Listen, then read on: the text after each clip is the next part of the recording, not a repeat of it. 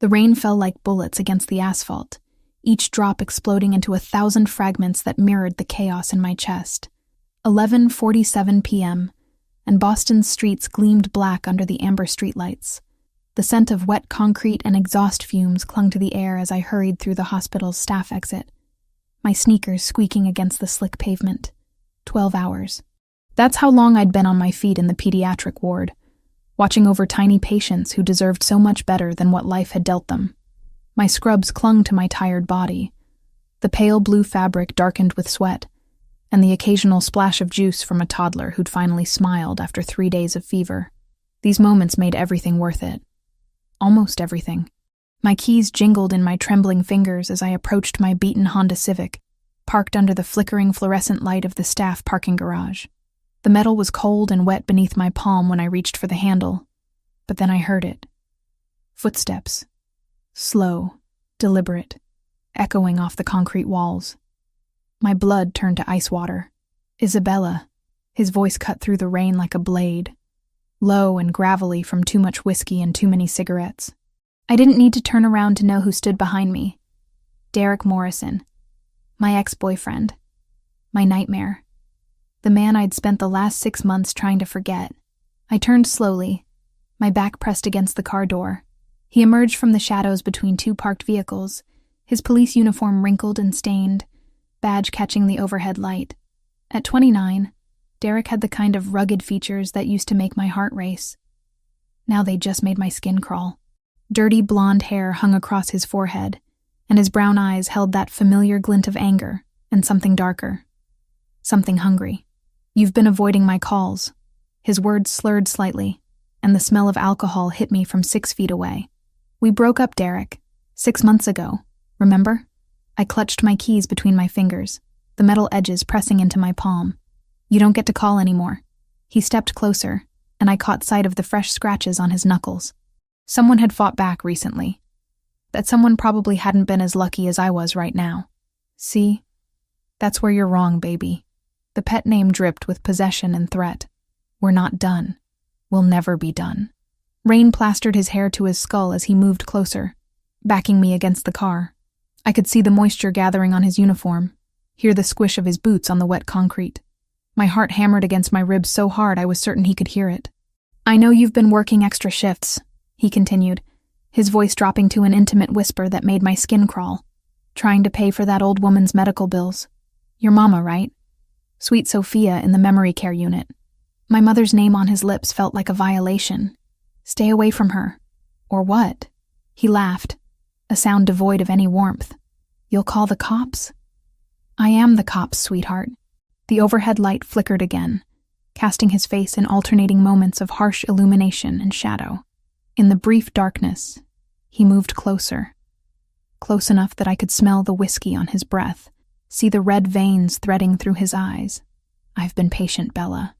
Real patient. But my patience is running thin." I pressed harder against the car, the door handle digging into my spine. "Derek, you're drunk. Go home. Sleep it off." "Home?" He barked out a laugh that echoed off the concrete walls. "You think I have a home? You think any of us have homes anymore?" Something in his voice changed, became desperate, frantic. This wasn't just about us anymore. Something else was driving him, something that made him even more dangerous than before. "I owe people money, Bella. Bad people. The kind who don't care about badges or uniforms or anything except getting what they're owed." His hand reached out, fingers grazing my cheek. "But you could fix all that." I jerked away from his touch, adrenaline flooding my system. "I don't have any money. You know that. You don't need money." His smile was all teeth and predatory hunger. "You just need to come with me. Tonight." That's when I ran. I pushed past him with all the strength I had, my shoulder slamming into his chest. He stumbled backward, caught off guard by the sudden movement, giving me precious seconds to bolt toward the garage exit. My feet pounded against the wet pavement as I heard him cursing behind me, his heavier footsteps echoing as he gave chase. The rain hit me like a wall of ice as I burst from the parking garage onto the street. My scrubs provided no protection against the October chill, and within seconds I was soaked through, but I didn't stop running.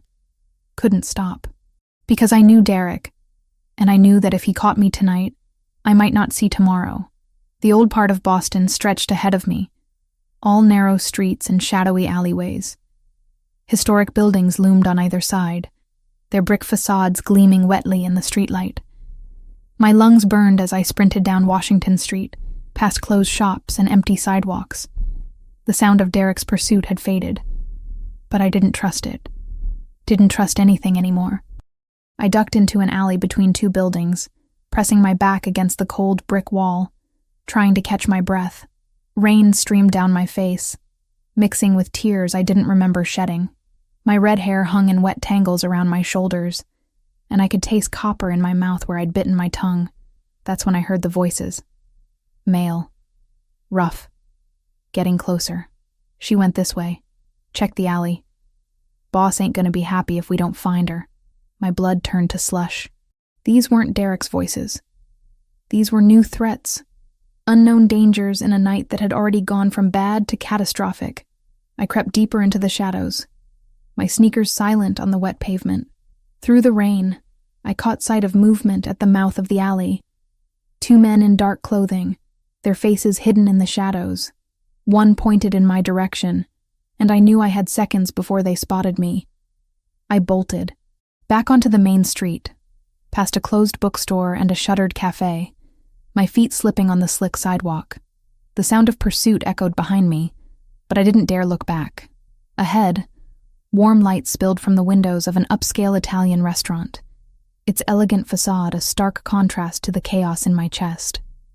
And that's when I saw him, tall, imposing, a figure in an expensive charcoal suit emerging from the restaurant's entrance, his dark hair perfectly styled despite the rain.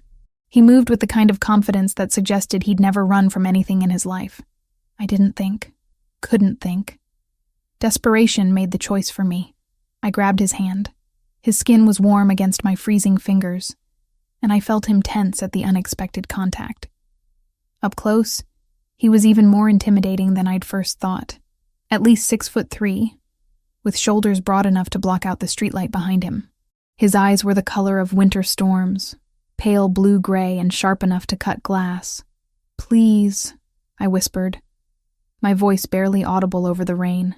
"Help me." For a heartbeat, he said nothing. Just studied my face with those penetrating eyes, taking in my soaked scrubs, my terrified expression, the way I clung to his hand like a lifeline. Then Derek's voice cut through the night. "Bella, get back here." The stranger's gaze flicked past me to where Derek stood at the end of the block, rain-soaked and furious. Then his attention returned to me, and something shifted in his expression.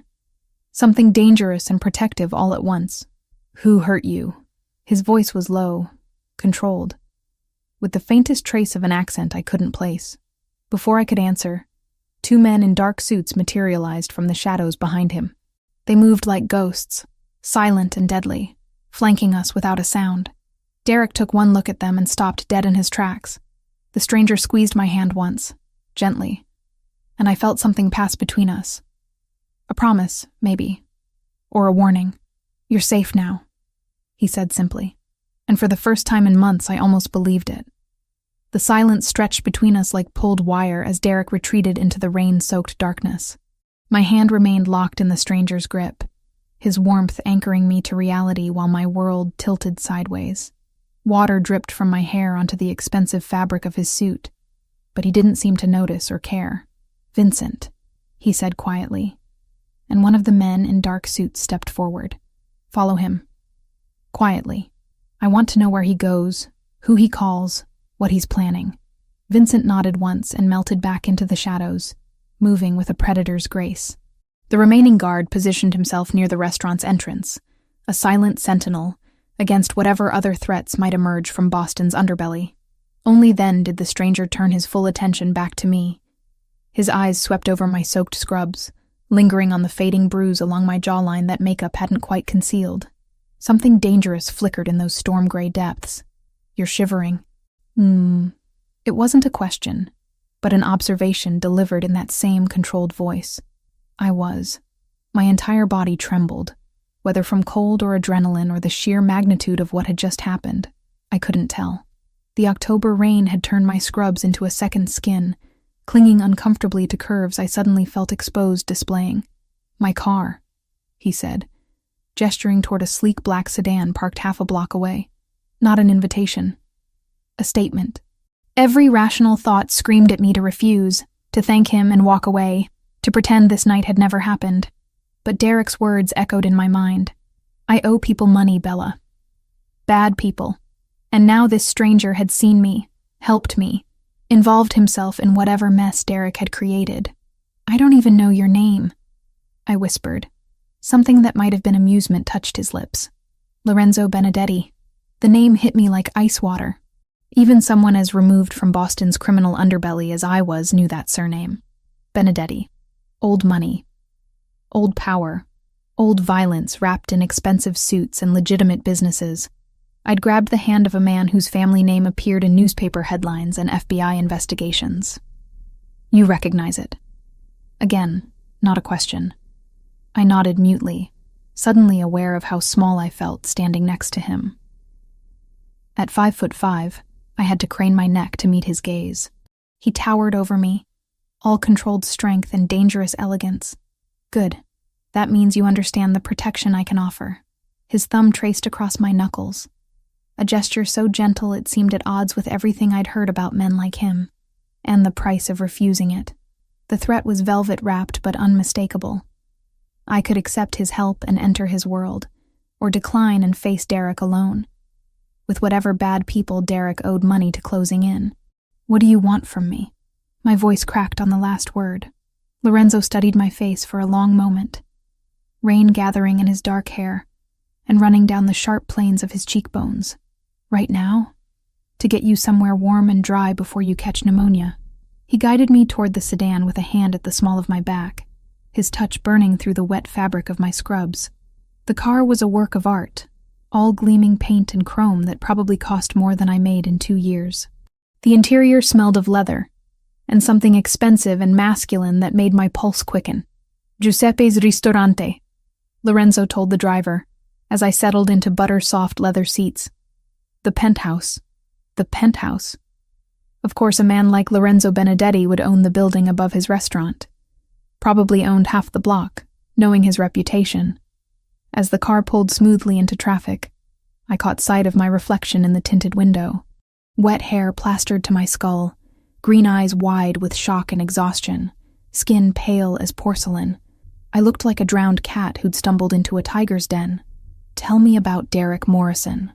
Lorenzo's voice cut through my self-assessment. I turned to find him watching me with those penetrating eyes, his expression unreadable in the dim interior lighting. "How do you know his last name?" "I make it my business to know things." He adjusted his cufflinks with precise movements. Especially when those things involve men who put their hands on women in my territory. The casual possessiveness in his voice sent shivers down my spine that had nothing to do with my wet clothes. My territory.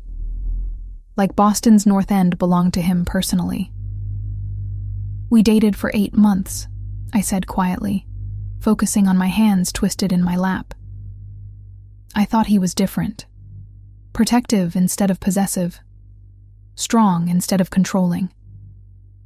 A bitter laugh escaped me. Amazing how wrong you can be about someone. When did it start? The violence. Heat flooded my cheeks. How did you... The way you flinch when someone moves too quickly. The way you positioned yourself against that car door tonight, protecting your ribs. His gaze flicked to the fading bruise on my jaw. The way you immediately assumed I wanted something from you in exchange for help. Each observation cut deeper than the last. Was I really that transparent? That obviously damaged? 3 months ago, I admitted, a slap during an argument about money. He apologized, brought flowers, promised it would never happen again. But it did. I nodded, unable to meet his eyes. It always got worse when he'd been drinking. And lately, he'd been drinking more. Said he was under pressure at work, that things were complicated.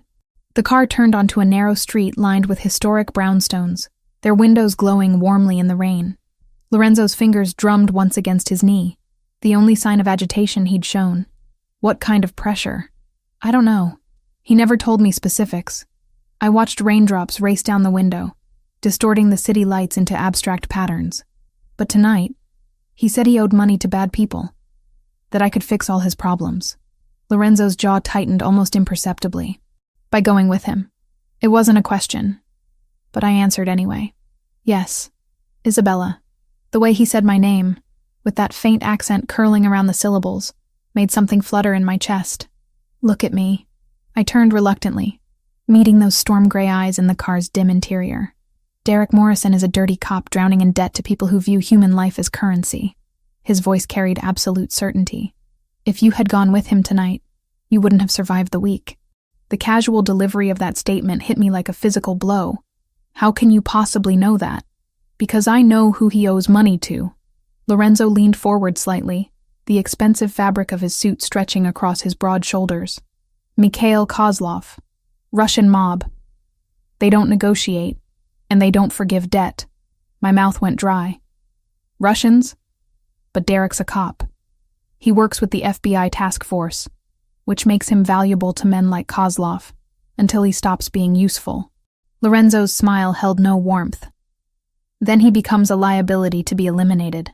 The car pulled to a stop in front of an elegant brick building, its ground floor housing the same upscale restaurant where I'd first grabbed Lorenzo's hand. Above it, floors of expensive condominiums rose into the rainy night, their windows glowing like golden eyes. This is your building. Another statement, not a question. Giuseppe's has been in my family for 3 generations, Lorenzo said, stepping out into the rain. My great-grandfather built it when he first came to America. My grandfather expanded it. My father modernized it. He paused, rain beginning to darken his suit. I inherited it when I was 25. The way he said inherited suggested the circumstances hadn't been natural. Men in Lorenzo's world didn't retire to Florida and hand over the family business. The building's entrance was discreet but elegant, all polished marble and subtle lighting. A doorman materialized from nowhere to escort us inside, his respectful nod to Lorenzo speaking volumes about the man beside me. The elevator was a work of art, all brass fixtures and mirrors that reflected my bedraggled appearance from multiple angles. Lorenzo stood beside me in comfortable silence, his presence filling the small space completely. I could smell his cologne now, something woody and expensive that probably cost more than my monthly rent. 60 floors, I observed, watching the numbers climb. Privacy requires altitude. His lips quirked slightly. The higher you climb, the fewer people can reach you. The elevator opened directly into a penthouse that took my breath away. Floor-to-ceiling windows offered a panoramic view of Boston's skyline. The city spread out below us like a jeweled tapestry. Rain streaked the glass, creating patterns that shifted and reformed with each gust of wind. The space itself was a study in understated luxury. Clean lines, neutral colors, furniture that probably cost more than my car. Everything spoke of wealth, but quiet wealth. The kind that didn't need to shout to be heard. You're still shivering, Lorenzo observed. I was. Despite the penthouse's warmth, I couldn't seem to stop trembling. The adrenaline was wearing off, leaving behind exhaustion and the dawning realization of what my life had become in the span of 1 terrifying hour. Lorenzo disappeared down a hallway and returned with a thick terry cloth robe and a towel. There's a guest bathroom through there, he said, pointing toward an archway. Hot shower. Take as long as you need. The kindness in the gesture nearly undid me. When was the last time someone had offered me comfort without expecting something in return? Why are you helping me? The question tumbled out before I could stop it. Lorenzo moved to the window, hands clasped behind his back as he gazed out at the city below. Rain continued to lash the glass. But from up here, the storm seemed distant and manageable. Maybe I don't like seeing women afraid. He glanced back at me, and something in his expression made my pulse quicken. Or maybe I have my own reasons for wanting Derek Morrison to pay for his mistakes. Before I could ask what he meant, my phone buzzed in my pocket. The sound cut through the penthouse's quiet like a gunshot, making both of us tense. Derek's name glowed on the screen. Answer it, Lorenzo said quietly. Let him know you're safe. Safe? I stared at him. I'm in the penthouse of a man whose family protects what belongs to them. Lorenzo's eyes met mine, and something passed between us. A current of understanding. or maybe recognition. You grabbed my hand tonight, Isabella. That makes you mine to protect. The phone continued buzzing insistently. Outside, thunder rumbled across the city, and I realized my life had just changed forever. The morning light filtering through Lorenzo's penthouse windows felt surreal, like waking up inside someone else's life. I sat at the marble kitchen island, fingers wrapped around a coffee cup that probably cost more than my weekly grocery budget, watching Boston stretch out below in golden autumn sunshine. The storm had passed, leaving the city washed clean and gleaming. 48 hours. That's how long I'd been here, playing the strangest game of house with a man whose very name made people cross the street. 2 days of borrowed silk pajamas, gourmet meals I couldn't pronounce, and the constant, nagging awareness that I was a guest in a gilded cage. You're thinking too loud. Lorenzo's voice came from behind me, rich and slightly amused. I turned to find him leaning against the kitchen doorway, dressed in charcoal slacks and a white shirt with the sleeves rolled up to his forearms. Even in this casual state, he radiated the kind of controlled power that made my pulse skip. His dark hair was slightly mussed, and I caught myself wondering if he'd slept badly too. I should go home, I said for the third time since Friday night. I have a life, responsibilities, patients who need me. Dr. Martinez covered your shifts. He moved into the kitchen with that fluid grace I was beginning to recognize, pulling ingredients from the refrigerator. Your supervisor was very understanding when I explained you were dealing with a family emergency. I stared at him. You called my hospital? Without asking me? I called everyone who needed to know you were safe. Lorenzo cracked eggs into a bowl with practiced precision. Your landlord knows you'll be away indefinitely. The nursing home where your mother lives received an anonymous donation to cover her care for the next 6 months. Each revelation hit me like a physical blow. You had no right. I had every right.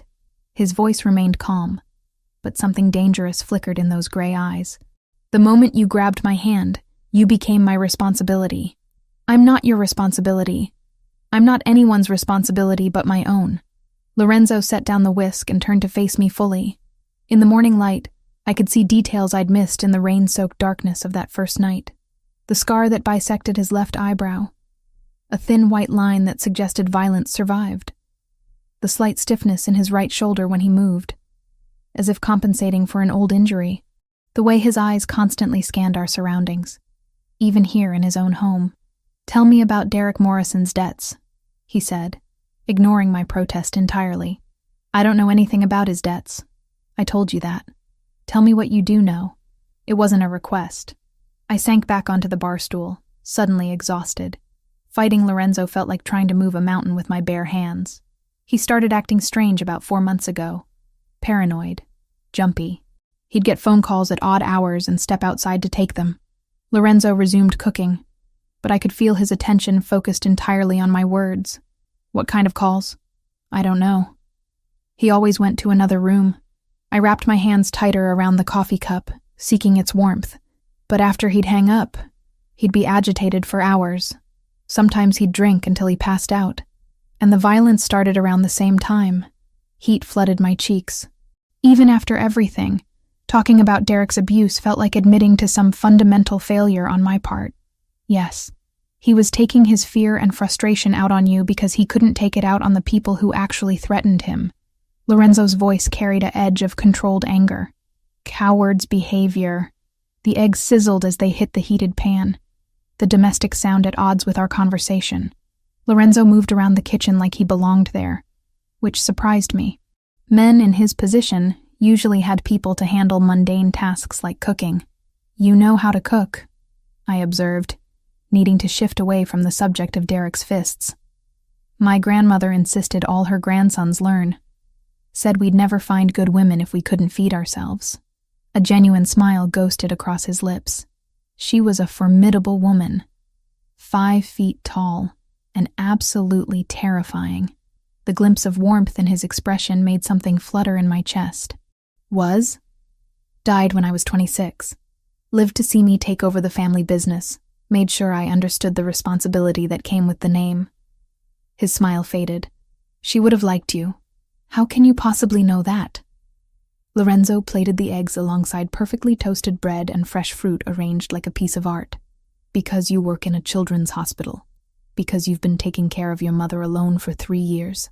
Because when a violent drunk cornered you in a parking garage, your first instinct was to fight, not cower. He set the plate in front of me, and I caught a whiff of his cologne mixed with the scent of cooking. It was disturbingly domestic, this moment of quiet breakfast conversation. As if we were a normal couple discussing normal things instead of a kidnapped nurse and her captor talking about grandmother's recipes. "This isn't kidnapping," Lorenzo said, reading my thoughts with unsettling accuracy. "This is survival. Then I can leave? Right now, if I want?" He was quiet for a long moment, gray eyes studying my face. "Where would you go?" "Back to your apartment, where Derek knows you live.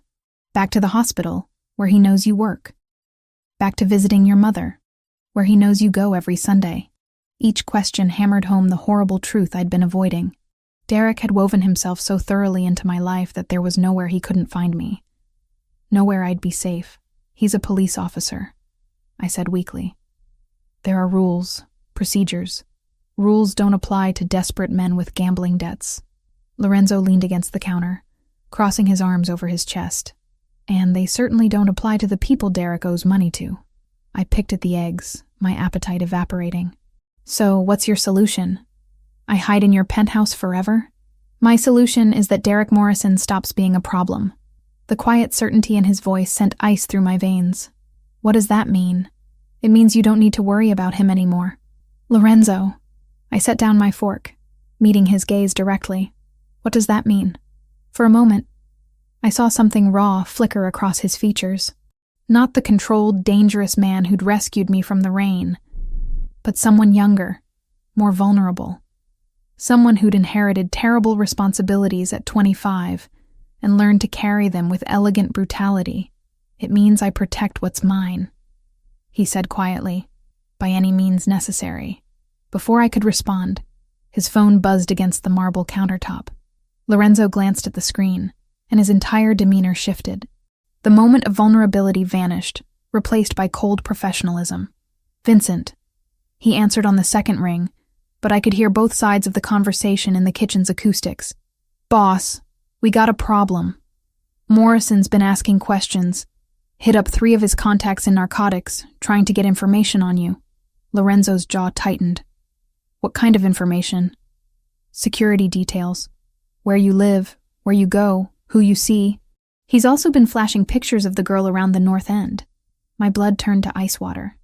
Derek was hunting me, using his badge and police connections to track me down. And now he was specifically targeting Lorenzo. "Any bites?" Lorenzo's voice remained steady, but I caught the subtle tension in his shoulders. "Nothing solid, but boss, word is he's not working alone anymore. Someone's backing him. Someone with resources. Kozlov. That's what I'm thinking. Morrison's not smart enough to plan this kind of operation solo." Lorenzo ended the call and set the phone down with deliberate care. When he looked at me, his eyes were completely devoid of warmth. "Pack whatever you need for a few days." His voice was all business now. "We're leaving the city." "Leaving." Panic fluttered in my chest. "Where are we going?" "Somewhere Derek Morrison and his Russian friends can't reach you." Lorenzo was already moving, pulling his phone back out to make another call. "Marco, prepare the house in Gloucester. Full security team. We'll be there by noon." "Wait." I stood up, my breakfast forgotten. "You can't just decide to relocate me without consulting me first." Lorenzo paused in his preparations, and when he turned back to me, I saw something that made my breath catch. Not anger exactly, but something deeper and more primal. Possession. "You asked me to help you," he said quietly. "This is what help looks like in my world, Isabella. You don't get to pick and choose which parts of my protection you accept. I'm not your property." "No." He stepped closer, close enough that I had to tilt my head back to meet his gaze. "You're something far more valuable than that." "What am I then?" For a heartbeat, he didn't answer. Then his hand came up to cup my cheek, thumb tracing the line of my jaw with surprising gentleness. His touch was warm, calloused in a way that suggested he knew violence intimately, but chose to be gentle with me. "You're the first person in 10 years who looked at me and saw someone worth saving, instead of someone to fear." His voice was barely above a whisper. "That makes you irreplaceable." Before I could respond, he stepped back, the moment of vulnerability gone as quickly as it had come. "Pack light," he said, already moving toward his own room. "We have 30 minutes before the car arrives." I stood frozen in the kitchen, my cheek still burning from his touch, trying to process what had just happened. Lorenzo Benedetti, the man whose name struck fear into Boston's criminal underworld, had just revealed something raw and desperate beneath his controlled exterior. And God help me, I wanted to understand what he meant. The sound of drawers opening and closing came from his bedroom, efficient and methodical. Whatever safe house he was taking me to, it was clearly well prepared and completely secure. Another piece of the vast machinery he'd built around himself, designed to protect and control in equal measure. I touched my cheek where his hand had been, still feeling the echo of his warmth. 48 hours ago, I'd been a simple pediatric nurse with an abusive ex-boyfriend and mounting medical bills. Now I was the protected asset of a man who could make people disappear with a phone call. The terrifying part wasn't that Lorenzo frightened me. The terrifying part was that he didn't.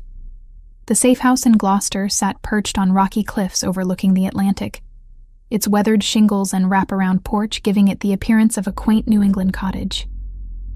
But the illusion shattered the moment I noticed the discreet cameras, the reinforced windows, and the way Lorenzo's men positioned themselves at strategic points around the property. 3 days. 3 days of walking along private beaches, reading in sun-drenched window seats, and pretending this was some kind of romantic getaway instead of protective custody. The October air carried the salt tang of approaching winter, and I'd taken to bundling in one of Lorenzo's sweaters while I sat on the porch, watching seabirds wheel against the gray sky. Lorenzo had been the perfect gentleman. Respectful distance, polite conversation. No repeat of that moment in his penthouse kitchen when his hand had cupped my cheek and made my pulse stutter. It should have been reassuring. Instead, it left me restless and confused, hyper-aware of his presence in ways that had nothing to do with fear. "The sunrise here is extraordinary." His voice came from behind me, rich with that faint accent that made my skin prickle with awareness. I didn't turn around, too afraid he'd see something in my expression I wasn't ready to acknowledge. "It's beautiful. Peaceful. Peaceful is good. Peaceful keeps you alive." Lorenzo settled into the porch chair beside me, extending a steaming mug of coffee. Vincent called. "Derek Morrison visited your hospital yesterday." My blood turned to ice. "What did he want?" "To speak with your supervisor. Claimed he was concerned about your welfare, said you'd been acting erratically before you disappeared." Lorenzo's jaw tightened. "Dr. Martinez didn't buy it. Told him patient confidentiality prevented her from discussing your personal situation." I set down my coffee with trembling fingers. "He's not going to give up, is he?" "No." Lorenzo leaned forward, elbows resting on his knees. "Men like Derek don't surrender easily, especially when they're desperate." The morning sun caught in his dark hair, highlighting threads of silver I hadn't noticed before. At 34, Lorenzo carried himself with the confidence of someone who'd seen too much, survived too much. There were lines around his eyes that spoke of sleepless nights and difficult decisions. "Tell me about your father." The words tumbled out before I could stop them. Lorenzo went very still. "Why do you want to know?" "Because you said you inherited the family business when you were 25. Because yesterday, I watched you order a man's execution over the phone like you were discussing the weather." I turned to face him fully. "Because I need to understand who you really are." For a long moment he said nothing. Then he stood, moving to the porch railing with that fluid grace I'd come to recognize. His hands gripped the worn wood, knuckles white with tension.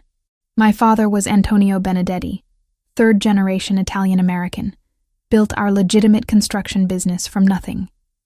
Lorenzo's voice was carefully neutral.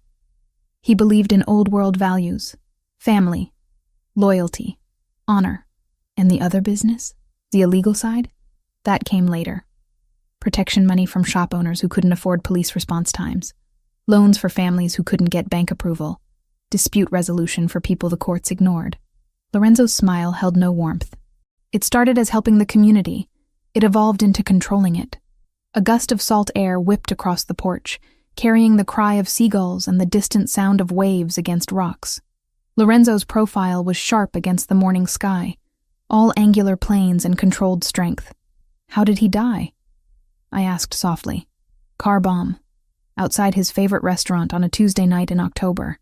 Lorenzo's voice never wavered, but I saw his knuckles whiten further. The Kozlov organization wanted our territory. They thought eliminating the head would scatter the family, but it didn't. No. He turned back to me, and I saw something raw flicker in those gray eyes. It just made the survivors more dangerous. Before I could respond, his phone buzzed against the porch table. Lorenzo glanced at the screen, and his entire demeanor changed, shoulders tensing as he read the message. What is it? Vincent. Derek Morrison isn't working alone anymore. Lorenzo was already moving, pulling out his phone to make a call. They grabbed Sarah Chen from the pediatric ward at St. Mary's 20 minutes ago. My world tilted sideways. Sarah was a sweet, quiet nurse from the Philippines who worked the same shifts I did. We'd had coffee together dozens of times, shared stories about difficult patients and impossible supervisors. They took Sarah? My voice came out as a whisper. They think she's you. Lorenzo's phone was already ringing. Vincent, talk to me. I could hear Vincent's voice through the speaker, tight with tension. 2 men in a van, grabbed her outside the hospital pharmacy. Professional job. But boss, they fucked up. Chen's got distinctive tattoos on her arms. Nothing like Isabella's description. How long before they realize their mistake? Maybe an hour. Maybe less if they're smart enough to check her ID. Lorenzo's face had gone granite hard, all traces of the man who'd shared stories about his grandmother vanishing behind a mask of cold calculation. Kozlov's people? Has to be. Morrison doesn't have the resources for an operation this clean. My hands started shaking. They'll kill her when they realize she's not me. No. Lorenzo's voice cut through my rising panic. They won't. How can you possibly know that? He ended the call and turned to face me. And what I saw in his expression made my breath catch. Not just anger, but something primitive and protective that spoke to places in my chest I'd thought Derek had killed forever. Because I'm going to get her back. Lorenzo was already moving toward the house, his movements sharp and purposeful. Marco! One of his men appeared instantly, as if he'd been waiting for the summons. Boss, contact every asset we have in Boston. I want locations on Kozlov's operation, full intelligence on his men, and a tactical assessment of where they're most likely holding the girl. You want me to call in favors from the families? Call in everything. Lorenzo's voice carried absolute authority. And get the car ready. We're heading back to the city. I stood up so quickly my chair scraped against the porch floor. We? You're not staying here while an innocent woman suffers because of the danger following you around. Lorenzo's eyes met mine, and I saw something that made my pulse stutter. Besides, you're going to help me get her back. I don't understand. You're a nurse. You understand medical procedures, hospital layouts, staff rotations. Lorenzo stepped closer. Close enough that I could smell his cologne mixed with salt air and something darker. And you know Sarah Chen personally. You can identify her positively. Make sure we're rescuing the right person. The logic was sound, but underneath it lay something else. A test, maybe. Or a declaration. Lorenzo was inviting me into his world completely, showing me what it meant to be under his protection. This is dangerous, I said. Though even as the words left my mouth, I knew I'd already made my decision. Everything worthwhile is dangerous. Lorenzo's hand came up to cup my cheek, thumb tracing the line of my jaw just like that morning in his kitchen. The question is whether you trust me to keep you safe while we save your friend. His touch sent heat spiraling through my chest, awakening responses I'd thought Derek had beaten out of me forever.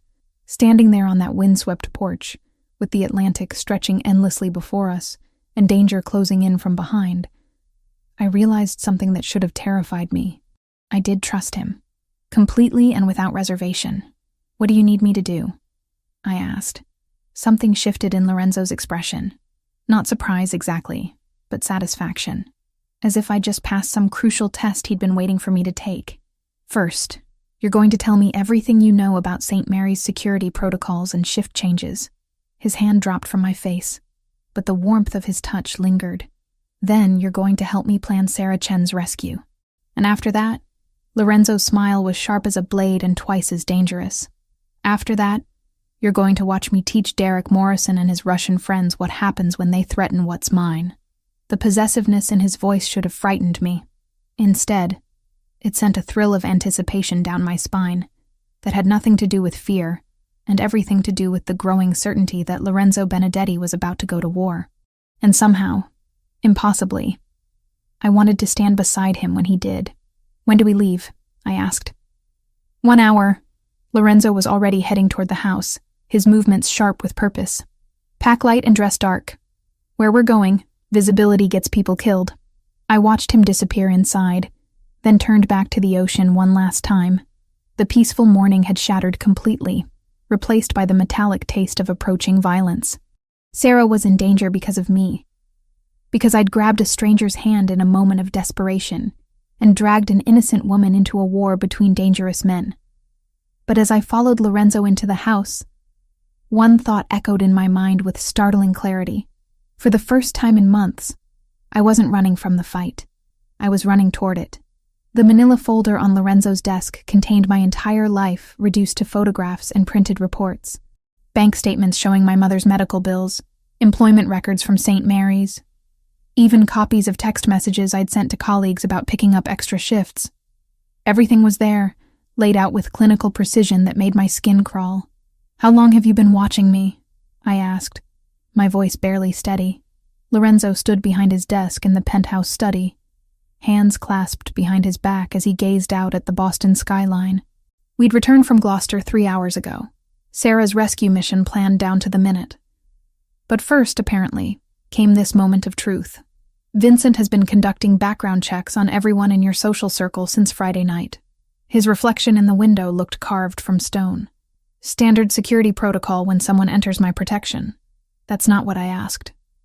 I flipped through pages of surveillance photos. Me leaving the hospital. Me visiting my mother. Me grocery shopping on a Tuesday afternoon, completely unaware I was being documented. "These photos go back weeks, Lorenzo. Maybe months." He turned slowly, and the expression on his face confirmed what I'd already begun to suspect. 6 months. The admission hit me like a physical blow. 6 months? You've been stalking me for 6 months? I've been watching you. His voice remained maddeningly calm. "There's a difference." "Is there?" I stood up so quickly the chair scraped against the hardwood floor. "Because from where I'm sitting, it looks like you've been planning this entire thing from the beginning." Lorenzo moved around the desk with that predatory grace, stopping just close enough that I had to tilt my head back to meet his eyes. "Planning what, exactly?" "This. Us. Whatever this is supposed to be." I gestured at the opulent study, the protected penthouse, the carefully constructed cage he'd built around me. "Did you orchestrate Derek's debt too? Make sure he'd get desperate enough to threaten me so you'd have an excuse to swoop in and play savior?" Something dangerous flickered in those gray eyes. "Be very careful what you accuse me of, Isabella." "Or what? You'll have me disappeared like you're planning to do to Derek?" The words tumbled out, fueled by betrayal and growing panic. "How do I know any of this is real? How do I know Derek wasn't working for you all along?" Lorenzo's jaw tightened, but his voice remained level. "Because if Derek Morrison was working for me, you would never have suffered a single bruise at his hands." The quiet certainty in his statement gave me pause, but I was too angry to back down. "Then why? Why watch me? Why choose me?" For a long moment, Lorenzo said nothing. Then he moved to a cabinet against the far wall, withdrawing a crystal decanter and 2 glasses. His movements were precise, controlled, but I caught the slight tremor in his hands as he poured. "Do you know what it's like to inherit a legacy built on blood?" He didn't look at me as he spoke. "To wake up one morning and discover that everything you thought you knew about your life was a carefully constructed lie?" I remained silent, sensing this was important. That whatever he was about to tell me would change everything between us. I was 25 when my father died. A business major from Harvard, completely insulated from the family's real operations. Lorenzo handed me a glass, his fingers brushing mine. "I thought we were construction contractors who occasionally helped out struggling families in the neighborhood." The whiskey burned as it went down, but I welcomed the distraction. "When did you learn the truth?" "At his funeral, when Mikhail Kozlov approached me to offer his condolences and explain exactly what kind of business relationship he'd had with Antonio Benedetti." Lorenzo's laugh held no humor. "Apparently my father had been quietly expanding into territories the Russians considered theirs. So Kozlov killed him.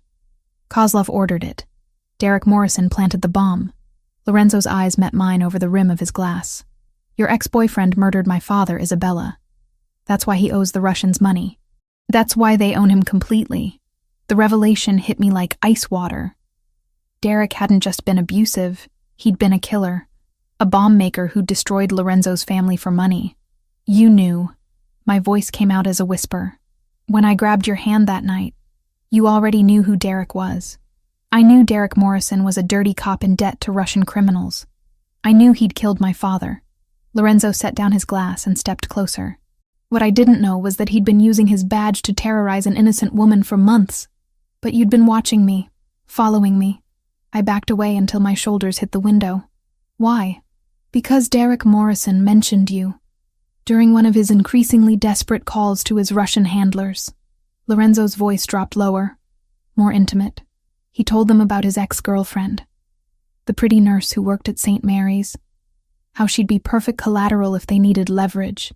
My blood turned to ice. He was planning to sell me. He was planning to offer you as payment for his debt, interest on what he owed for my father's murder. Lorenzo reached out, his fingers ghosting along my jawline. I started watching you to understand what kind of weapon Derek thought he had. What I found was something entirely different. What did you find? A woman who worked double shifts to pay for her mother's care, who volunteered at the children's hospital on her days off, who smiled at homeless people and bought coffee for strangers and treated every patient like they were family. His thumb traced across my cheekbone. A woman who deserved protection, not exploitation. The gentleness in his touch made my chest ache. So, you decided to protect me. I decided to understand you, to learn your patterns, your routines, the things that made you feel safe. Lorenzo's other hand came up to frame my face completely. I told myself it was reconnaissance, intelligence gathering, but it wasn't. No, his voice was barely above a whisper. It was obsession. The admission hung between us like a live wire, dangerous and electric. Lorenzo's hands on my face were warm, steady, nothing like Derek's violent possessiveness. This was different. Darker, maybe, but infinitely more careful. You could have approached me differently, I said. Told me about Derek's debt, warned me about the danger, and you would have gone to the police, filed reports, trusted the system to protect you. Lorenzo's smile was sharp as a blade. Derek Morrison is the system, Isabella. He would have buried your complaints and escalated his timeline. So instead you waited for him to corner me in a parking garage. I waited for you to need me. His hands dropped from my face, and immediately I missed their warmth. I waited for circumstances to align so that when I offered you protection, you'd be desperate enough to accept it. The manipulation was breathtaking in its scope and execution. Lorenzo hadn't saved me from Derek's violence. He'd simply positioned himself to be available when that violence finally escalated beyond my ability to handle it alone. I should be furious, I said quietly. You should be. You should demand I take you somewhere safe and leave you alone forever. Lorenzo moved back to his desk, putting distance between us. You should run as far and as fast as you can from what I represent. But I'm not going to. No? He looked up, and I saw something vulnerable flicker in those gray eyes. No. I crossed to where he stood, closing the distance he'd created. Because Sarah is still out there, scared and alone. Because Derek Morrison helped murder your father. And because despite everything you've done, I trust you more than I've ever trusted anyone. Lorenzo went very still. Isabella, you manipulated the situation, yes. You watched me without consent, invaded my privacy, orchestrated circumstances to make yourself indispensable. I reached up, cupping his face the way he'd done to me. But you also paid my mother's medical bills anonymously. You made sure I was safe at work. You never let Derek hurt me worse than he already had. That doesn't excuse what I've done. No, it doesn't. I stepped closer, until there was no space left between us. But it explains why you did it. And right now, understanding you matters more to me than forgiving you. For a heartbeat. Neither of us moved. Then Lorenzo's control shattered completely. He kissed me with a hunger that spoke of months of careful distance, of watching from shadows, and wanting what he couldn't have. His hands tangled in my hair. holding me steady as he claimed my mouth with devastating thoroughness. I kissed him back with equal intensity, pouring weeks of confusion and attraction and desperate need into the contact. When we finally broke apart, both breathing hard, Lorenzo rested his forehead against mine. "This changes everything," he said quietly. "I know. Once we save Sarah, once we deal with Derek and Kozlov, you'll be free to leave, to go back to your normal life." His eyes searched mine. "But if you stay, if you choose this, there's no going back." My world doesn't offer second chances or clean exits. I thought about my cramped apartment, my lonely shifts at the hospital, the small, safe life I'd built for myself. Then I thought about the way Lorenzo looked at me like I was something precious and dangerous and worth protecting at any cost. "I'm not going anywhere," I told him. Something fierce and possessive flared in his expression. "You're sure?" Instead of answering, I kissed him again, soft and certain and full of promise. When I pulled back, Lorenzo's smile was sharp enough to cut diamonds. "Then let's go get your friend back." Sarah was alive. Terrified but alive, cable tied to a chair in an abandoned warehouse near Boston Harbor, her dark hair matted with dried blood from where they'd struck her during the kidnapping. Through my binoculars, I could see the distinctive cherry blossom tattoo on her left forearm, confirmation that Kozlov's men had indeed grabbed the wrong woman. 12 men that we can count, Vincent murmured into his comm device. 2 on the roof, 4 patrolling the perimeter, 6 inside with the hostage. I crouched beside Lorenzo behind a shipping container, my heart hammering against my ribs as we surveyed the warehouse from our concealed position. The salt air carried the tang of low tide and diesel fuel, mixing with the metallic taste of approaching violence that seemed to coat everything in Lorenzo's world. "Where's Derek?" Lorenzo's voice was barely above a whisper, but it carried deadly intent.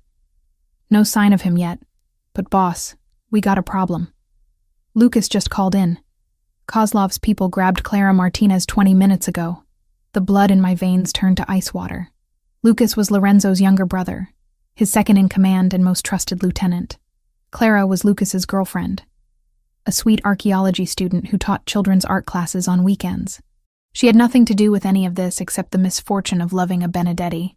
Lorenzo's jaw tightened, but his voice remained controlled. "Where?" "Outside her apartment near BU campus. Professional job, same as the nurse. 3 men, black SUV, gone in under 30 seconds. Vincent's voice crackled through the earpiece. Lucas is compromised." Lorenzo finished the thought with cold precision. "Emotional, desperate, likely to make stupid decisions that get people killed." I touched his arm, feeling the coiled tension beneath his jacket sleeve. "We can save them both." "No." Lorenzo's eyes never left the warehouse as he spoke. "We save Sarah first. Methodically. According to plan. Then we deal with Clara and whatever leverage Kozlov thinks he has over my brother." The calculating coldness in his voice should have frightened me. Instead, it was oddly reassuring. This was Lorenzo in his element, compartmentalizing emotions to focus on tactical necessities. The kind of man who could dismantle an enemy's entire operation while maintaining perfect control. "What about the inside team?" I asked, studying the warehouse layout through the binoculars. "Marco and Tony are positioned at the north entrance.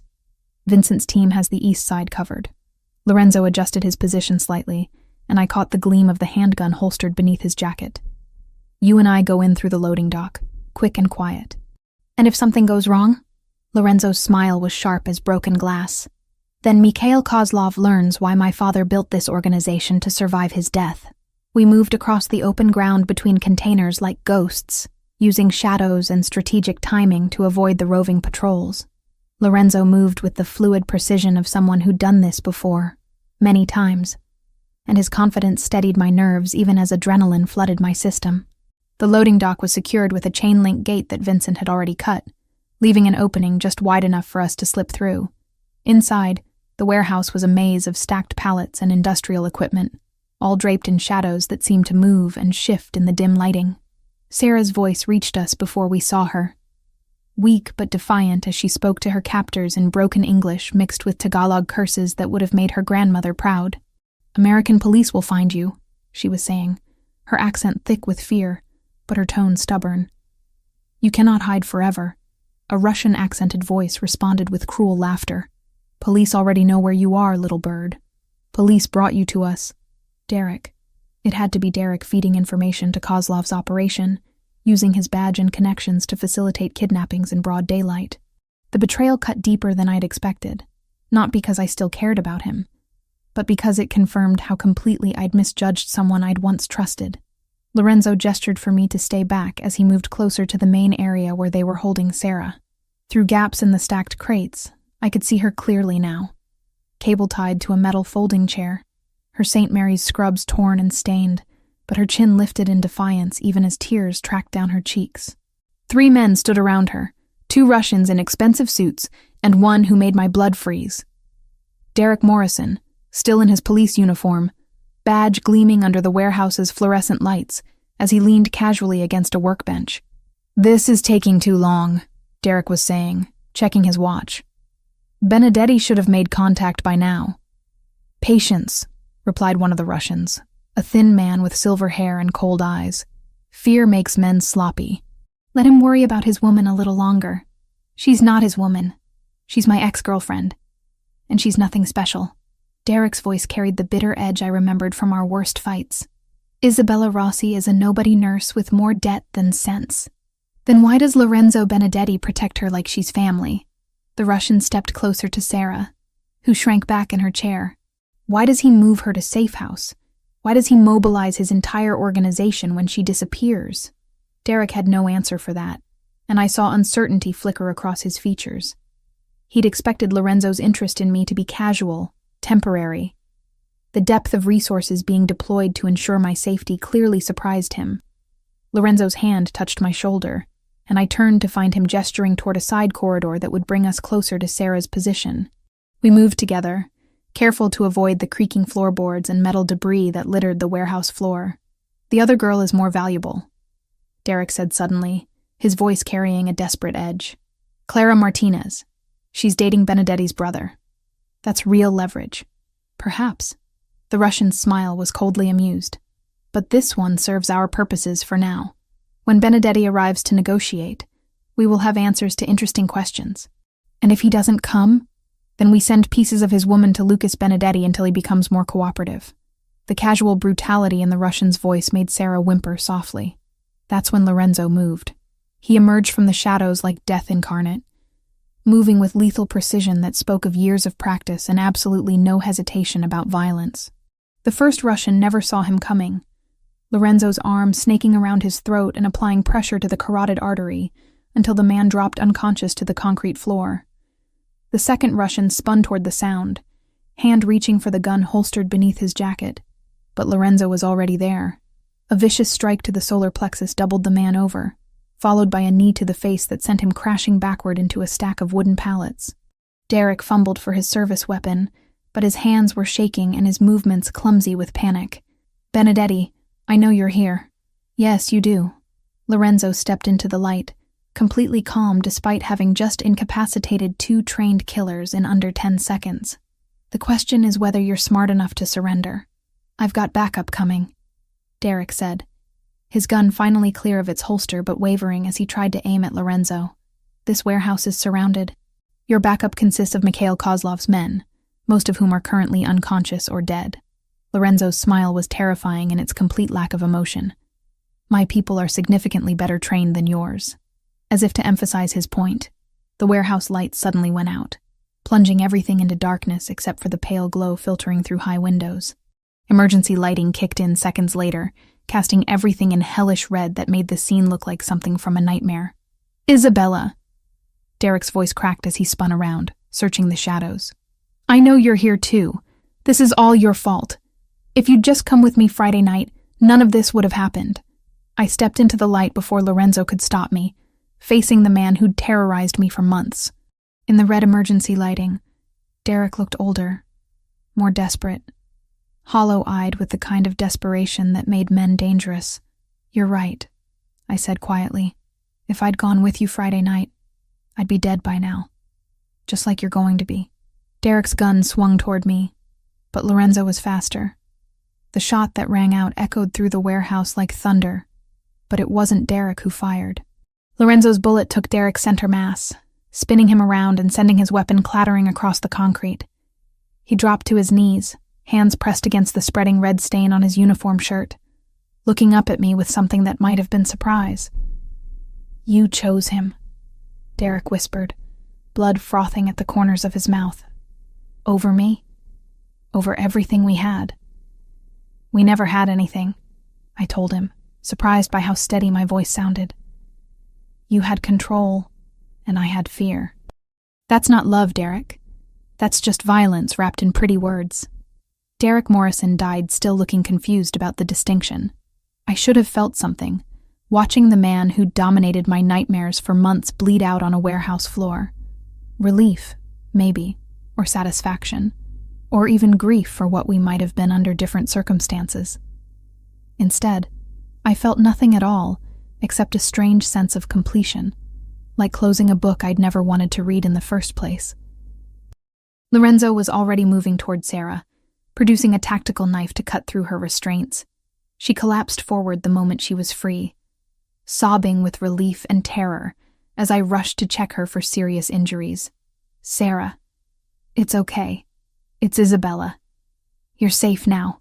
I ran my hands over her arms and head, checking for fractures or signs of concussion. "Can you tell me where it hurts?" "Everywhere," she whispered, clinging to my hands like a lifeline. "They said they were going to kill me. Said they were going to cut off pieces and send them to someone named Benedetti. That's not going to happen." Lorenzo appeared beside us, his voice gentle in a way that seemed at odds with the violence he'd just unleashed. "You're under my protection now, Miss Chen. No one will hurt you again." Sarah looked between us, intelligence flickering in her dark eyes despite the trauma. "You're him, the man Isabella grabbed. I am, and you came to save me." We both did. Lorenzo's gaze met mine over Sarah's head, and something passed between us that had nothing to do with words, and everything to do with the choice I'd made to stand beside him in his world of shadows and violence. "What about Clara?" I asked as we helped Sarah to her feet. Lorenzo's expression hardened again, the gentle protector disappearing behind the mask of the Don. "Now we get my brother's girlfriend back." And then Mikhail Kozlov learns what it cost to threaten a Benedetti. As we made our way toward the warehouse exit, Sarah leaning heavily on my arm, and Lorenzo's men materializing from the shadows to escort us to safety, I realized something that should have terrified me. I wasn't leaving Lorenzo's world anymore. I was becoming part of it.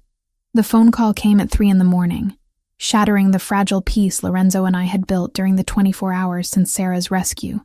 I jerked awake in his arms, my heart hammering as the ringtone cut through the penthouse's silence like a blade. Lorenzo was instantly alert, reaching for his phone with the reflexes of a man who'd learned to expect danger during vulnerable moments.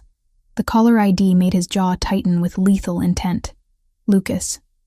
He answered without preamble, his voice sharp with controlled tension. I could hear his brother's voice through the speaker, rough with desperation and barely controlled panic. "They want to make a trade, Enzo. Clara for Isabella. Tomorrow night at midnight. Pier 47. My blood turned to ice water. Despite everything we'd done, despite Derek's death and the rescue mission's success, Mikhail Kozlov still had leverage. Still had the power to force Lorenzo's hand by threatening innocent people. "Is Clara alive?" Lorenzo's question was clinical, emotionless, but I felt the tension coiling through his muscles like a living thing. "They let me speak to her for 30 seconds. She's scared, but unharmed. For now." Lucas's voice cracked slightly. "Enzo, they're going to kill her if we don't comply." Kozlov made that very clear. Lorenzo sat up, running a hand through his dark hair as his mind processed tactical possibilities. "How many men does he have with him?" I counted 12 during the exchange. But there could be more positioned around the pier. Lucas paused, and when he spoke again, his voice carried a note of desperate pleading I'd never heard from Lorenzo's controlled younger brother. "They want Isabella, Enzo. Specifically her. Kozlov said he's been planning something special for the woman who caused him so much trouble." I slipped out of bed, pulling on one of Lorenzo's shirts as I moved to the window overlooking Boston Harbor. Somewhere out there, Clara Martinez was being held by men who viewed human life as currency, who would torture and kill her without hesitation if their demands weren't met. It's a trap, I said quietly, not turning from the window. Kozlov knows you'd never hand me over willingly. He's counting on us trying to rescue Clara, walking into whatever kill box he's prepared. Lorenzo's reflection appeared in the glass behind me, his expression carved from stone. You're right, which is why we're not going to play by his rules. What do you mean? Lucas, are you listening? Lorenzo spoke into the phone while his eyes held mine in the window's reflection. I'm here. Tell me about the pier. Security cameras, escape routes, structural weaknesses, everything you observed during the meeting. For the next 20 minutes, Lucas provided detailed intelligence about Pier 47, its layout, and the positions he'd seen Kozlov's men occupy. I listened with growing dread as the scope of the trap became clear. The pier was isolated, surrounded by water on 3 sides, with limited access points and no cover for approaching rescuers. It's a killing ground. Vincent's voice came through as Lorenzo conference called his lieutenant. Classic ambush setup. They're not planning to let anyone walk away from this exchange. Then we don't go to the exchange, I said, turning from the window to face Lorenzo directly. We find where they're holding Clara and extract her before the meeting.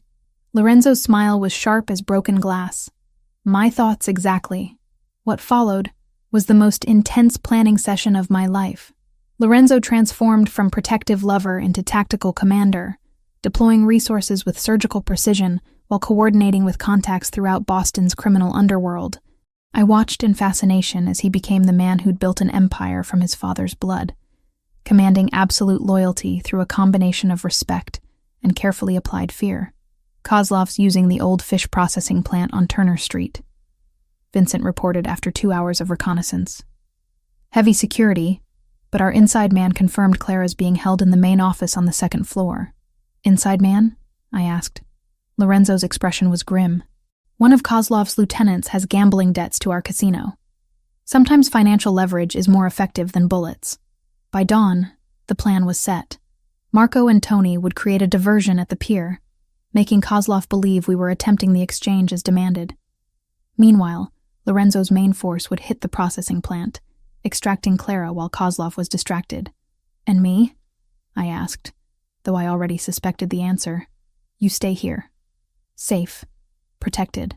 Lorenzo cupped my face in his hands, thumbs tracing my cheekbones with infinite gentleness. This isn't negotiable, Isabella. Like hell it isn't. I pulled back, meeting his gaze with stubborn determination. Clara is in danger because of me. Because Kozlov wants to hurt you through me. I'm not hiding in this penthouse, while other people risk their lives to clean up my mess. This isn't your mess. This is the price of being mine. Lorenzo's voice carried absolute finality. And I won't risk losing you to settle old debts. We argued for another hour, but Lorenzo was immovable on this point. I would remain in the penthouse under heavy guard while he dismantled Kozlov's operation piece by piece. It was logical, tactical, and completely unacceptable to every fiber of my being, which is why, 3 hours later, I found myself crouched behind shipping containers at the processing plant, watching Lorenzo's team take their positions around the building. I'd slipped past his guards using knowledge gained during my years as a nurse, exploiting shift changes and blind spots with the same precision I used to navigate busy hospital corridors. Vincent's voice crackled through the stolen earpiece I'd lifted from Lorenzo's desk. Teams in position. Boss, we're ready for your signal. Clara's location confirmed? Lorenzo's voice was tight with controlled tension. 2nd floor office, northeast corner. 2 guards at the door, unknown number inside. I could see Lorenzo from my position, a dark figure against the pre-dawn sky as he prepared to lead the assault on the building where Clara was being held. Even from a distance, his movements spoke of coiled violence and absolute determination. That's when everything went wrong. The explosion came from the direction of Pier 47, a massive fireball that lit up the Boston Harbor skyline and sent shock waves rippling across the water. Lorenzo's diversion team had walked into something far worse than an ambush. Marco's team is down. Vincent's voice carried panic for the first time since I'd known him. Boss, it was a setup. Kozlov had explosives rigged throughout the pier structure. Lorenzo's response was a string of Italian profanity that needed no translation. Kozlov had outmaneuvered us, using our own tactical assumptions against us while preparing a trap within a trap. New plan. Lorenzo's voice cut through the chaos with deadly calm. We hit this building now, hard and fast, before Kozlov realizes his diversion failed. Clara comes out alive, whatever it takes. The assault began with surgical precision. Lorenzo's men moved like ghosts through the processing plant, neutralizing guards with silenced weapons and tactical efficiency. I watched from my hiding spot as they systematically cleared each floor, working their way toward Clara's location with methodical violence. Then I saw him. Mikhail Kozlov himself, emerging from a black sedan that had just arrived at the plant's rear entrance. Silver-haired, elegantly dressed, moving with the confidence of a man who believed he controlled every variable in the equation. He wasn't alone. 6 heavily armed men flanked him as he entered the building, and I realized with growing horror that Kozlov hadn't been fooled by the diversion at all. He'd expected Lorenzo to attempt a rescue operation and had positioned himself to personally oversee Clara's execution when it began. I keyed the stolen radio. Lorenzo, Kozlov just arrived at the rear entrance with reinforcements. He's heading for the 2nd floor. Silence stretched across the comm channel before Lorenzo's voice came back, deadly quiet. Isabella, what the hell are you doing here? Being useful. Clara's in immediate danger. Kozlov isn't here for a prisoner exchange. He's here for a public execution. He wants you to watch her die. Another pause. Then Lorenzo's voice again, this time carrying resignation mixed with fury. Vincent? Isabella's position? North side, behind the blue containers. Boss, she's got good cover, but she's completely exposed if this goes sideways. I could practically hear Lorenzo's teeth grinding as he processed this new complication. Then, with the adaptability that had made him Boston's most feared crime lord, he shifted tactics entirely. Isabella, can you see the 2nd floor windows from your position? Yes. Northeast corner, 2 guards visible. In approximately 3 minutes, those guards are going to be very distracted by explosions and gunfire. If Clara appears at that window, if she's in immediate danger, I need you to guide her to safety. My mouth went dry. Guide her how? There's a fire escape on the building's north wall. If she can reach it, if she can climb down, you'll be her only chance of getting out alive. Before I could respond, the war began in earnest. Lorenzo's team hit the processing plant like a hurricane, breaching multiple entry points simultaneously while laying down suppressing fire that turned the pre-dawn quiet into a cacophony of violence. Muzzle flashes lit up the building's windows like deadly fireworks, and the sound of automatic weapons echoed across the harbor. I pressed myself deeper into cover as stray bullets sparked off metal containers around me, my heart hammering with terror and adrenaline. This wasn't like the warehouse rescue, surgical and controlled.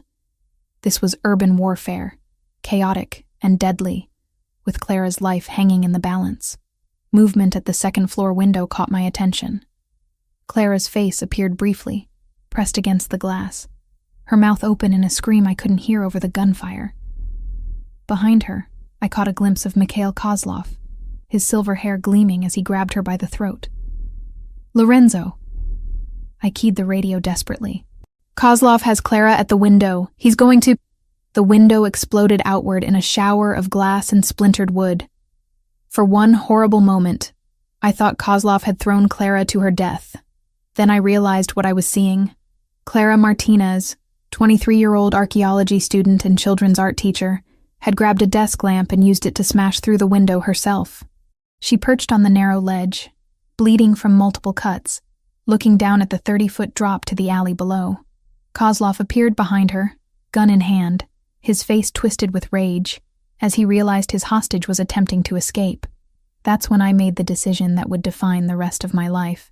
I stood up from behind the containers, making myself visible to both Clara and Kozlov, and shouted at the top of my lungs, "Clara! The fire escape! North side!" Kozlov's gun swung toward me, muzzle flash strobing in the pre-dawn darkness as bullets sparked off metal and concrete around my position. But Clara heard me, saw me, understood what I was telling her. She jumped. Not down to the alley, but sideways, toward the building's north wall where the fire escape ladder waited. Her fingers caught the metal rungs, and she hung there for a terrifying moment before beginning her descent. Kozlov's attention followed her movement, his gun tracking toward Clara's vulnerable form on the fire escape. I could see him taking aim, preparing to end Lucas's girlfriend with cold precision.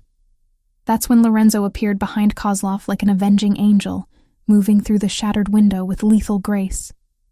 His knife found Kozlov's throat before the Russian could fire, opening his carotid artery in a spray of arterial blood that painted the window frame crimson. Mikhail Kozlov, the man who'd ordered Antonio Benedetti's death and terrorized Boston's underworld for decades, died gurgling his own blood while staring down at the woman who'd escaped his carefully planned revenge. Clara reached the ground, just as Lorenzo's men finished securing the building. I ran to her, catching her as she collapsed, checking her for serious injuries while sirens wailed in the distance. "Is it over?" Clara whispered, clinging to my hands with desperate strength. I looked up at the second-floor window where Lorenzo stood silhouetted against the rising sun, Kozlov's blood still dripping from his blade. "Yes," I told her, and meant it. "It's over." But as Lorenzo's gaze found mine across the distance separating us, I realized something fundamental had changed during the violence and chaos of the morning. I wasn't the same woman who'd grabbed a stranger's hand in the rain a week ago. I was someone else entirely. Someone harder, more dangerous, and completely committed to the man who'd just killed to protect the people I cared about. Someone who belonged in Lorenzo Benedetti's world of shadows and blood. 6 months later, the morning sun streamed through the floor-to-ceiling windows of our private office on the 15th floor of Benedetti Construction's headquarters, casting golden patterns across architectural plans and medical supply invoices that covered Lorenzo's mahogany desk. Outside, Boston stretched in all directions, a city that no longer felt foreign or dangerous, but like something I helped protect. I initialed the final purchase order for the new pediatric wing at St. Mary's, officially completing the largest charitable donation in the hospital's history. The Isabella Benedetti Foundation had funded everything from new surgical equipment to a state-of-the-art children's cancer research facility, all while maintaining complete anonymity about its benefactor's true identity. "The board meeting went well?" Lorenzo asked, looking up from construction contracts as I set aside the medical files. "Dr. Martinez sends her regards, and her gratitude." I moved around the desk to where he sat, unconsciously settling onto his lap in a gesture that had become natural over the months. "The new wing will serve 3 times as many children as the old facility." Lorenzo's arms encircled my waist, pulling me closer against his chest. At 34, he carried himself with the same controlled danger that had first captured my attention. But now I saw the gentleness beneath the careful mask. The way his touch always lingered on my wedding ring, the platinum band he'd slipped onto my finger in a private ceremony 3 months ago. "Any regrets?" he asked, the question he'd posed countless times since I'd chosen to leave my nursing career and join his world completely. "About the hospital work?" "Sometimes." I traced the thin scar that bisected his left eyebrow, a memento from the night Kozlov died. "About you?" "Never." The Isabella Benedetti, who'd grabbed a stranger's hand in the rain, would barely recognize the woman I'd become. Gone were the financial struggles, the sleepless nights worrying about my mother's care, the constant fear that had defined my existence with Derek. In their place was a different kind of tension, sharper and more purposeful, the knowledge that I now stood at the center of an empire built on calculated violence and absolute loyalty. "Vincent's report came in this morning," Lorenzo said, his fingers combing through my hair with practiced affection. "The Torino family has accepted our terms for the harbor contracts." I nodded, understanding the implications. 6 months of careful negotiation had secured Benedetti Construction's dominance over Boston's waterfront development, generating millions in legitimate revenue while providing cover for less legal enterprises. It was the kind of strategic victory that would have been impossible without the intelligence network we'd built together. "And the other matter?" I asked. Lorenzo's expression darkened slightly. Commissioner Walsh confirmed it. "Derek Morrison's death has been officially ruled a gang killing. Case closed. The investigation into Kozlov's organization died with him." Relief flooded through me, though I maintained the composed exterior I'd learned was essential in Lorenzo's world. Derek's death had been necessary, justified, and completely illegal. Having it disappear into bureaucratic limbo removed the last shadow hanging over our new life.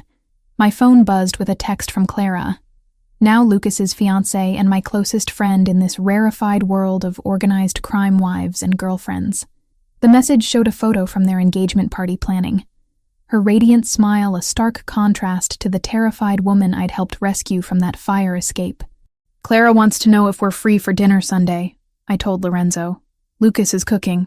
Lucas can barely make coffee without supervision. Clara's been teaching him. Apparently, he's developed a passion for Italian cuisine. I laughed, imagining Lorenzo's younger brother struggling with pasta and sauce while his archaeology student girlfriend provided patient instruction. She says it's adorable watching him try to impress her grandmother. Lorenzo's smile was genuine, the expression transforming his features from dangerous to devastatingly handsome.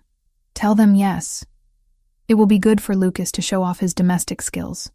The intercom on his desk buzzed softly. "Mr. Benedetti, your 2:00 appointment is here. Send them in." The office door opened to admit Vincent and Marco, both men nodding respectfully as they entered. 6 months had transformed my relationship with Lorenzo's inner circle from wary acceptance to genuine trust, built through shared danger and demonstrated loyalty. "The Amalfi property is ready for your inspection," Vincent reported, setting a folder on the desk. "Full security installation, private airstrip, complete communications array. Your honeymoon location, as requested." I glanced at Lorenzo in surprise. We'd discussed taking a delayed honeymoon once the territorial disputes were settled, but he'd been characteristically secretive about the details. "Italy?" I asked.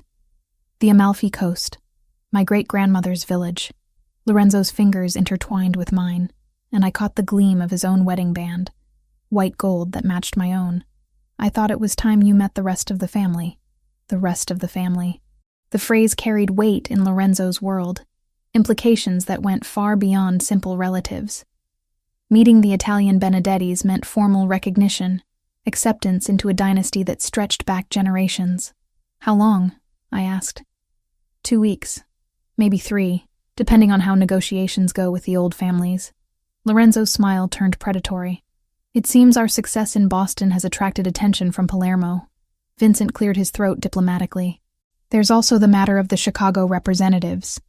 They've requested a meeting about territorial boundaries in the Midwest." I listened as Lorenzo and his men discussed expansion possibilities, territorial agreements, and revenue projections with the same casual precision I'd once used to discuss patient care rotations. The language was different, the stakes infinitely higher, but the underlying structure felt familiar. Problems to solve, people to protect, systems to optimize. "What about St. Mary's?" I asked when they finished. "I have 3 foundation meetings scheduled next week. Sarah can handle the day-to-day operations," Lorenzo replied. "She's proven remarkably capable at managing charitable distributions." Sarah Chen had surprised everyone by requesting a position with the foundation, rather than returning to nursing after her rescue. The trauma of her kidnapping had left her unable to handle the stress of hospital work, but she'd discovered a talent for organizing relief efforts and coordinating medical supply donations. "And my mother? The care facility in Amalfi has been thoroughly vetted. Your mother will receive the same level of care she gets here, with the added benefit of Mediterranean climate and specialized dementia treatment." Lorenzo cupped my face gently. "She'll be safe, Isabella. They all will." After Vincent and Marco left with their instructions, I remained in Lorenzo's lap, processing the magnitude of what he'd planned. A honeymoon that was also a diplomatic mission, introducing me to the most powerful crime families in Europe while establishing our position in the international hierarchy. "Are you nervous?" Lorenzo asked, reading my thoughts with unsettling accuracy. "Should I be? The old families can be traditional in their expectations of women." His thumb traced across my cheekbone. "But you've proven yourself in ways they'll respect. You've shed blood to protect family. You've built legitimate enterprises that benefit the organization. You've earned your place beside me through action, not just marriage." The weight of his words settled over me like a mantle.